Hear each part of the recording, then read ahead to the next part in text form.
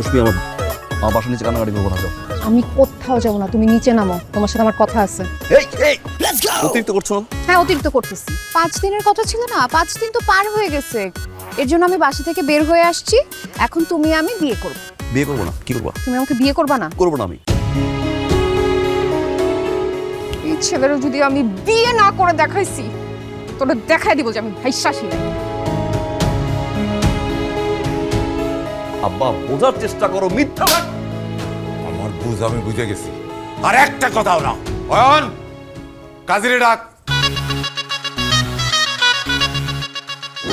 আমার মনে হয় কালকে থেকে তোমার ইন্টারভিউ শুরু হয়ে যাবে। বিয়ে করছো কেন? সংসার করার জন্য। বাসর করতো না? করবো তো। কিসের মিষ্টি? বাবা আমার চাকরি হয়েছে। মিশা কথা।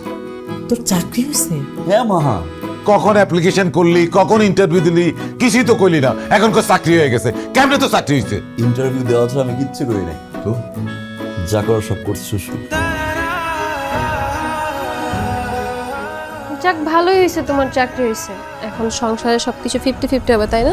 এই খরচ যেহেতু 50-50, ঘর ঘরের বাইরে সব কাজ 50-50।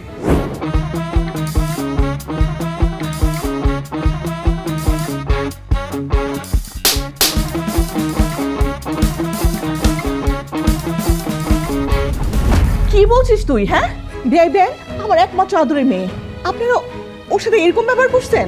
আমার ভাই, আরে কিসের ভাই?